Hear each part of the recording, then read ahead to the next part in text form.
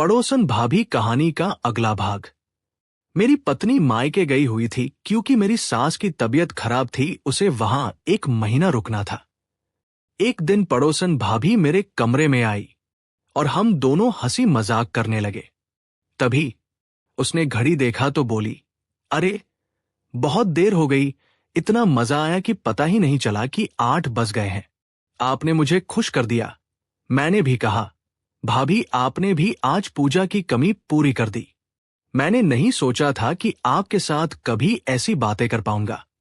उसको मैंने एक टवल दिया। वो टवल लपेटकर बाथरूम में गई और नहाकर बाहर निकली। उसके होंठ पे मुस्कान थी। मैं भी अपने कपड़े पहन लिया। उसने कहा, शैलेश, मैं अब जाती हूं। यहां पूजा के बारे पूछने आई थी लेकिन कुछ और हो गया। लेकिन जो भी हुआ अच्छा हुआ। मैंने कहा, भाभी पूजा तो 1 महीने बाद आएगी। तब तक हो सके तो आप ही पूजा बनकर उसकी कमी पूरा करने की कृपा कीजिएगा। वो बोली, ठीक है, लेकिन जय जी से बचकर करेंगे। उसको मैं बहुत प्यार करती हूं, लेकिन क्या करूं, मैं भी औरत हूं। मैंने भी कहा, मैं भी पूजा को बहुत प्यार करता हूं, लेकिन मैं इसके बगैर नहीं रह सकता। उसके बाद वो दरवाजा खोलकर चली गई। मैं किचन में गया, खाना पकाया। खाने के बाद थोड़ी देर टीवी देखा और 10 बजे बेडरूम में आ गया। इतने में पूजा का फोन आया। हमने बहुत देर बातें की। वो भी अकेले कमरे में लेटी हुई थी। उधर उसकी माताजी, भैया भाभी सभी अपने अपने कमरे में सो गए थे। पता चला वो वहां दिल्ली में मेरे बिना तड़प रही है। मैंने बोला, जल्दी आ जाओ। पूजा, तुम्हारे बिना टाइम नहीं गुजरता यहां। मेरा हाल बुरा है। वो बोली, आपने ही तो यहां रहने को कहा था। अब तड़पते रहिए, 1 महीना तक सहना पड़ेगा। पूजा ने मजाक में बोला, ऐसा है तो अगल बगल वाली से काम चलाते रहिए। मैं थोड़ा चौंका। अगल बगल कहा, अरे मुझसे कौन मिलेगी तुम्हारे सिवा? मैं ठहरा हुआ पहलवान। वो बोली, ये तो मुझे ही मालूम है मेरे हवाई पहलवान की आप जबरदस्त हो। अगल बगल बोले तो ललिता भाभी। मैं फिर चौंका। अरे वो, ना बाबा ना, गलती से मैं उसके नीचे आ गया तो मैं पापड़ बन जाऊंगा। उसके लिए जय जी ही ठीक है। और फिर इधर उधर मुंह मार भी लिया तो तुम मुझे छोड़ के चली जाओगी, तो मैं तो आजीवन इसके बिना रह जाऊंगा। वो बोली, अरे बाबा, नहीं छोड़ूंगी। आपको छोड़कर कहाँ जाऊंगी। I love you Shailesh. आप कुछ भी कीजिए, आप मेरे ही रहेंगे। मैं बोला, ठीक है, तुम आ जाओ, इंतजार कर रहा हूं। वो बोली, एक बात बताओ, ललिता भाभी की प्यार ठीक से नहीं होती है। आप चाहो तो उसे ट्राई कीजिए, शायद सफल हो जाएंगे। मैं बोला, ठीक है, तुम कहती हो ट्राई कर लेता हूं, लेकिन अभी तुम सो जाओ। ठीक है, उसने कहा। ठीक है बाबा, कुछ नहीं बोलूंगी। अपना ध्यान रखिए, ठीक से खाइएगा। Good night. और हमने एक दूसरे को मोबाइल के माध्यम से अलविदा दिया और सो गए। उसको क्या मालूम कि मैं ललिता भाभी से मिल चुका था। यही सोचते सोचते नींद आ गई। इसी तरह से 2 सप्ताह और गुजर गए। पूजा की अनुपस्थिति में मैं किसी तरह वक्त गुजारता रहा। सुबह उठ के नाश्ता बनाना, फिर नाश्ता करके ऑफिस जाना, और शाम को ऑफिस से आकर फिर से नहाना, खाना पकाना और खाकर टीवी देखना, और फिर सोने से पहले पूजा से फोन पे बात करके सो जाना। यही रूटीन बन गया था मेरा। सीढ़ियां उतरते चढ़ते ललिता भाभी यदि दिखती तो अब सिर्फ एक दूसरे को देखकर मुस्कुराना भर नहीं होता। अब हम मुस्कुराने के साथ इशारा भी करने लगे। मैं कभी जे के घर नहीं जाता था, अब भी नहीं जाता, क्योंकि वैसा करने से रिस्क ज्यादा होता। जे कब जाता है, कब घर पे रहता है, एग्जैक्टली पता ही नहीं होता मुझे। इसीलिए मैं एक्सपेक्ट करता कि ललिता ही सही टाइम देखकर आए, और मुझे यकीन भी था कि वो मौका देखकर जरूर आएगी। तीसरी सैटरडे को मैं घर पे ही था। अगले सप्ताह तो पूजा वापस आने वाली थी। उस दिन क्योंकि ऑफिस नहीं जाना था, सो मैं थोड़ा लेट ही उठा, करीब 9 बजे। फिर उठकर ब्रश किया, फिर रोटी बनाया और दूध के साथ खाया। फिर बर्तन धोया। घर की एक सप्ताह से सफाई नहीं किया था। गंदा लग रहा था। मैंने झाड़ू उठाया और पूरे घर को साफ किया। पोंछा भी मारा। अपना घर है और अपना घर साफ करने से अच्छा ही लगता है। वैसे बचपन से अपने काम खुद ही करता आया हूं, तो झाड़ू मारने में भी कोई हिचक नहीं हुई। 11 बजे करीब मैं नहाने के लिए तैयार हुआ। मैं बाथरूम के अंदर जाने वाला ही था कि डोर बेल बजी। मैंने जल्दी से टी शर्ट पहना और दरवाजे की तरफ लपका कि इस समय कौन टपक गया, कॉरियर एटसेट्रा तो नहीं है। मैंने दरवाजा खोला तो ललिता भाभी थी और मुस्कुरा रही थी। मैंने कहा, अरे भाभी आप? वो बोली, हाँ, लेकिन क्या मैं नहीं आ सकती हूं? मैंने उनको अंदर आने को कहा और बैठने का इशारा किया। भाभी, आप बैठो यहां, मैं कपड़े चेंज कराता हूं। और मैं बेडरूम में जाकर लोंग निकर पहनकर आया। उनको मैंने टीवी का रिमोट थमाया और किचन की ओर लपका, लेकिन उसने मुझे रोका। रहने दो शैलेश, आज मैं ही चाय बनाती हूं। और वो भी मेरे पीछे ही किचन में आई।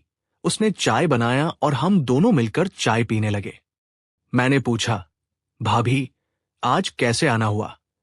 ये जी की भी तो छुट्टी रहती है सैटरडे को, वो कहाँ गए? उनको भी साथ ले आते। वो बोली, वो आज भी ऑफिस गए हैं, उनका आज भी कोई अर्जेंट काम आ गया था।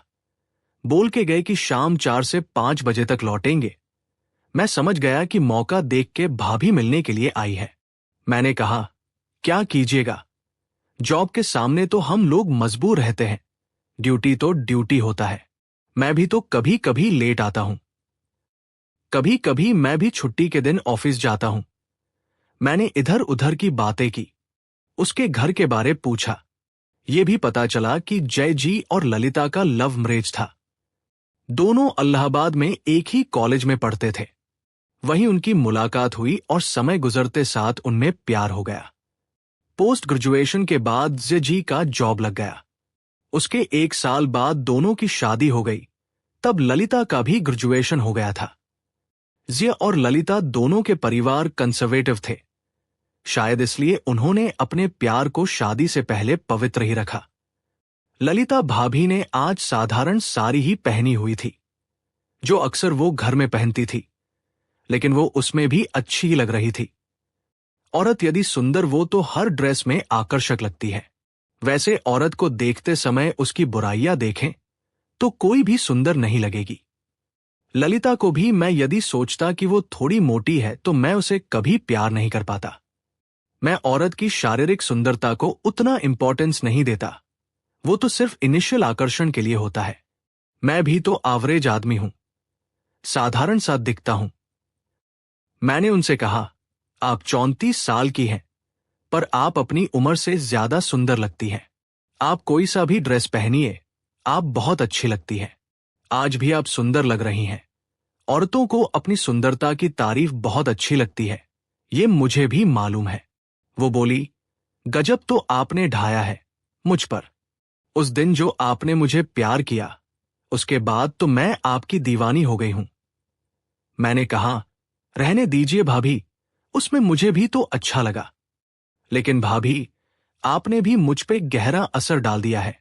ऐसे ही बातों बातों में 30 से 35 मिनट गुजर गए। अचानक मुझे ध्यान आया कि मुझे तो नहाना बाकी है। मैंने कहा, भाभी आप बैठिए, मैं नहा के आता हूं। मैं नहाने ही जाने वाला था कि आप आ गई। वो बोली, शैलेश मैं यहां क्या करूंगी? मैंने तुरंत मजाक किया, एक काम कर सकती है, आप भी मेरे साथ नहा लीजिए। वो बोली, मैं तो नहा के आई हूं। मैं बोला, तो क्या हुआ, मेरे साथ फिर से नहा लीजिए या तो मुझे ही नहला दीजिए। वो बोली, ठीक है, लेकिन कोई बदमाशी नहीं कीजिएगा। मैं सिर्फ मुस्कुराया, कुछ नहीं कहा और उठकर मैं बाथरूम में घुस गया। मैंने दरवाजा बंद नहीं किया। मैं बाल्टी में पानी भर लिया, कुछ कपड़े धोए, तभी दरवाजा खुला। भाभी अंदर आ गई और कहा, लाइए मैं आपको नहला ही देती हूं। मैं चुपचाप बैठा रहा। उसने मग उठाया और मेरे ऊपर पानी डालने लगी। खाना चाहे जितना भी अच्छा हो, रोज वही खाना खाएंगे तो उतना अच्छा नहीं लगता, पर एक दिन आप दूसरे टाइप का खाना खाएंगे तो बेटर ही लगेगा। मेरी बीबी पूजा ललिता से तो बेटर ही है हर लिहाज से, पर आज ललिता भी बहुत अच्छी लग रही थी। मैं सोच रहा था कि एक कंजर्वेटिव फैमिली में पली हुई औरत, जो दिखने में भोली और शरीफ लगती है, जो अपने पति को बहुत प्यार करती है, वो भी इस तरह खुलकर दूसरे मर्द से बातें कर सकती है। शायद ऐसा हर औरत चाहती होगी कि उसको प्यार और धन दौलत के साथ इसका भी भरपूर आनंद मिले। तभी उसकी नजर क्लॉक पे गई। 12:20 बज रहे थे। वो बोली, अरे बाप रे, टाइम बहुत हो गया, खाना भी बनाना है, ज्यादा लेट होगा तो भूख लगेगी। मैंने कहा, कोई बात नहीं भाभी, आज हम यहीं खाना खा लेंगे। जे तो 4 बजे के बाद आएंगे ना? उसने कहा, रुकिए थोड़ा कंफर्म कर लेती हूं। कहीं वो जल्दी काम निपटा कर घर आ जाएंगे तो गड़बड़ हो जाएगी। उसने अपना मोबाइल उठाया और जिया को फोन लगाया। उसने स्पीकर फोन चालू कर दिया था। हेलो, ललिता बोल रही हूं। कहाँ हैं आप? खाना खाने आएंगे ना आप? आपके लिए भी खाना बना लूं? उधर से जिया की आवाज सुनाई थी। अरे यार, ऑफिस में ही हूं, काम बहुत ज्यादा है, लगता नहीं कि 5 बजे से पहले आ पाऊंगा। तुम खाना खा लेना, मैं इधर ही लंच कर लूंगा। ललिता बोली, ठीक है, एक काम कीजिए, शाम को सब्जी लेते आइएगा। जिया बोला, ठीक है, आके बात करेंगे, बाय। उसके बाद ललिता ने फोन रख दिया। अब मैं निश्चिंत हो गया।